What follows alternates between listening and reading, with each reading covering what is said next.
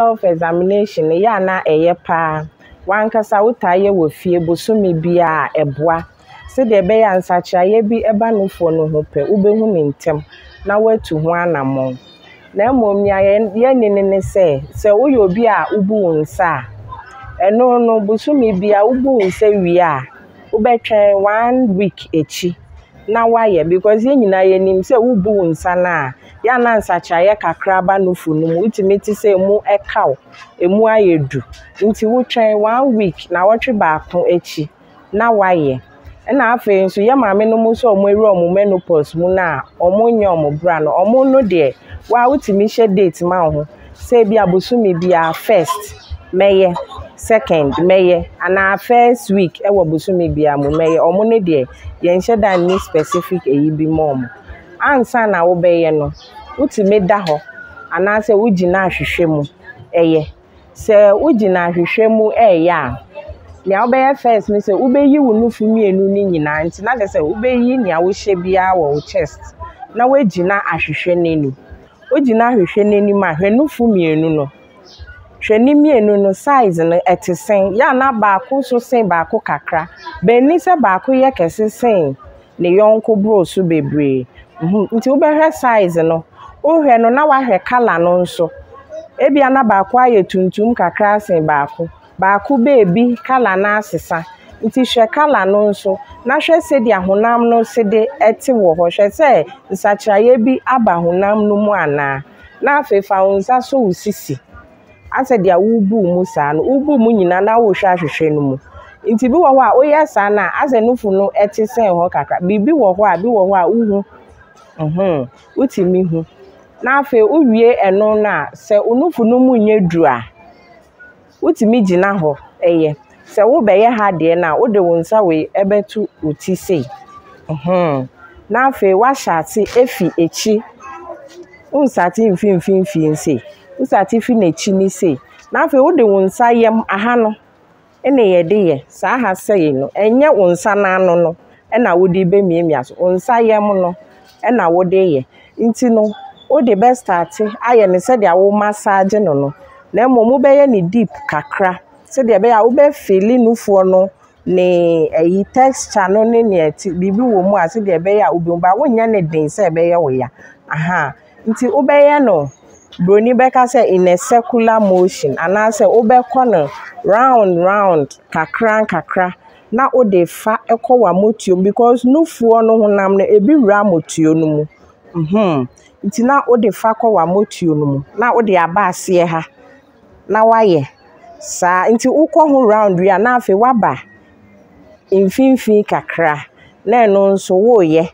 sa na eno nso o de etwa ho ahia na afi eduru mfimfin ho na nkasa eno nso no ubemia so kakra na o de massage ahwe nti o massage wie na afi nso wedru nipple ho no eho no mia ano no kakra na hwe ube mia ne den kakra se de be ya se ebia na nsuo bi wo mu nim nsuo fi bi free mu ba e wo se hu se enye normal se umma akola nufu se umma akola nufu dia ebia nufu nsuo ne beba ba umma akola nufu na we hu se nsuo bi efi mu aba ana se moja bi efi mu aba e wo se oba ne ye hwe ma ana se ugusu miemia na we hu se epo bi ehye baabi ebia enya wo ya de but u feel se epo bi hye baabi eno nko ate ne ho bi sa no eno nso wo se utu ho anamontem na wo ba e ma ye hwe ma na emom se ebia nufu no mu yedu na wo peja wonsa na ebia nufu ni behia support a wo betumi ada ho uda ho a na wo de wonsa bebia wo be ye we ne atu weti kosi na wonsa ne da weti ko na wa ye ne se dia mekire no uwie a na wasesa wonsa no na wa ya ma we nso pepepe nti busumi bia utaye we ya bonse dance achaye bebe mu no ubehu se nsachaye abem na wetu ho anamontem eno sa no uba ntem a yesu yetime boa eso ano ntem ma enkosi se ade bia yetwa nufu no ana se ubekokolebu na wakoye chemotherapy sa chemotherapy ya mike ebo ye den wanhwe kra wunya ho sika enkonkoye na afi breast cancer ekum. Breast cancer na mo ekum ma pa last year ekum ma over 2,000. Over 2,000 breast cancer nkwano no. Nti ekum ma pa nti na ye bo hu dero. Obi amra no omra na yen check ma no wo fie so a wan kasa ye nti bibia ase a na waba na ya boa wo aso ano. Ya na ye pese yare no boye eka ye to ho ansa na ye tu ho anamo. Nanso cancer ye yare bi a se wo twen ama ni dru cancer na ehwo no na obehu se bibi ye o na afi wetu ho anamo nso eno no oba na ya na mmoa ye betimi de aboa no emmoa ni sha ye ntumi emmoa bebre ma healing tem nti no eya na ye ta abo hu de ro se nkrofo mra no mo me check because oba ne ye check ma o ne ye hu se bibi wo ho a yetimi so ano ntem e ma wonya wo nkwa nso no se wo de hye saa na wo hu sa afi de na edri de wuntumi na wo de ba na se ni ayebeye no ye ntimi mmua obebra ya na ha adwen ye mpenisa e ma so de ye nyina ye nim se ya na ye kra efie no nti no se oba bi mu tochi masa wo fie hwa ya na ha adwen nti no abre ne brebi aye bo hu dero se ema titu ye mra ne ye me check ye nufuo no mu na ye hwe se bibi wo hwa atochi ma ne ye nso ano ntem ansa na edru cancer stage no ombeka se mfo mo ho enso fo mo ho pa se ka kese ba eye wo mo na ebetua nti so mo wo ho no na mo yere no mo ma e me check a ehia ma so mo nso boa wo mo na mo eye sa breast cancer no ehu adwuma se ono ankasa be ma sa age na yire no na obeye ni yie na emomo no nso so mo nso no hu se bi epo bi aba ba bi ana se nsuo bi a eni ho kwan se wo se free na yire ni nufum eba ehia ma se oma na yire na eba hospital na yire ne ka so wo mampa ono ankasa ni ni nchemu no nso ne nsamfa ne mra na asomdwe emrefie se ukọ bebi na oni ukun kwa ema onu su asia bibi efem special hospital se ye ba na odi wechi a otimi so mu oba na se yale bi achechire bi na ewo hono ma ye che na onu su timi kepi bi nti edu fe na se owe efi bebi otimi chiro se ye kwa hospital mu sise ni nti yese ba so ukwan ba na ebe ye cheche oni ma we betimi efi bi ukofi ahụ fa na nyina anya ejuma nti mi so kakra mi se ye ko bebi na se ye ko ni di echi a eboa e ma omo so sua bibi na edufi a omo aboa ye wo bibi mu so aka metimi aka afa menua no mabawa no se obi a ontu anamon emaye no e wo se oba na o check enye sa breast cancer na yale a ehu pacho boys nso ombetimi aba check na so omo ne ye beba na oma boye na oma kaye ho na ya check eno so ebe efe bebre na wa cheche yen kwa ye fa so a yen kasa ebetimi amasaje yelufu no na yehu ohawo a ewom na wo kire se yehu bibi se bi adwoa bi dem ensufi bi firimu ana emoja bi firimu a yentu ho na momra hospital na ye me check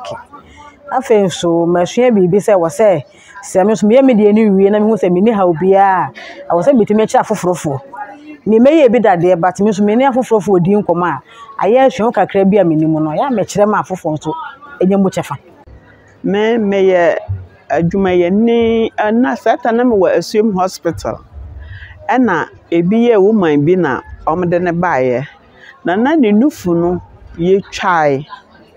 enti chese ye dress kro ne kra na emuda ubie so bia na ati moja ontimi nso manufu no esi ne nsensan ho da bia no na edadukum ayede duku na bonikom na ontumi da bia na maame ni su wosu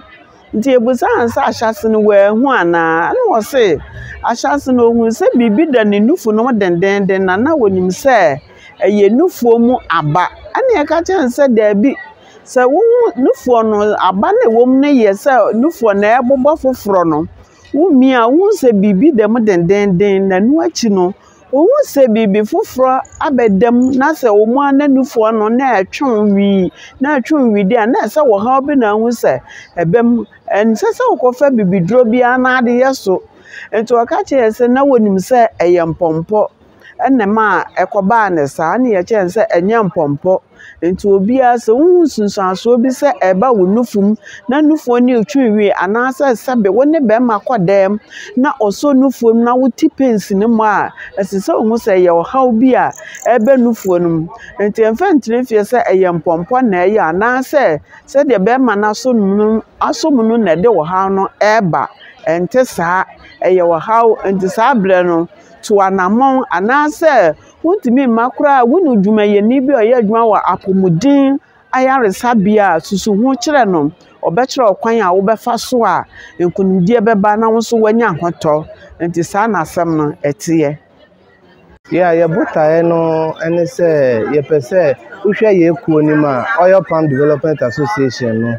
ekuo a eda homa ya ye abe ho edwuma obi oye abe ho edwuma bia no eka sa ekuo no na ekuo ne so no eka na se mma edoso ye hwe artisanal groups na omodoso mba ewo mu about 70%. Aha ena omoso no moye enwo a edi ewo omanwe mu omo no moye enwo a emudi ba edwaso amayeto enti ehwe mu no ena kede hanum so na dodo na ewo enti ehwe yete se breast cancer and cervical cancer no one of the most killer diseases in women no ye hwe se your members so many doors wo mu die I was see about creating awareness. Ye church romo, send a bear, Amoka say early detection, no, to me, a save lives. Into a penny for a general Amoka says, Sadia, young creating awareness, and my members, no, and I any awareness in Kwani ye creative, near any screening, free screening, and more. Send us say, Obi detect at an early stage. To me, anya anwedro aso ano amomo eno ne yebotae a because some ni ho a association no so yeso ye ni ho futa mema omo ne say yare no doctors amomo nimde say every month and at least every 3 months bia no say obe test obe examine ho na program we so ayeye no doctors no one especially breast cancer no omo kire omo how obetumi wo fia wan kasa obetumi examine ho enti brani ano mema omo ehun say omo try say de ya kire omo no omo de be ye ejuma na cervical cancer ne de gise oba hospital ho no ansa na omo ya ma omo enti ne de at least every month and every 3 months na doctor no and say medical expert no can say omo be test no every 3 months no omo modian embra na ombe enye den test ni se ewuma no mo ehu se no mo de eduro aso ano ama omo intentem a we na Akyem Kade the K-Ofori Kwame Apia the first I love you go for it we number 1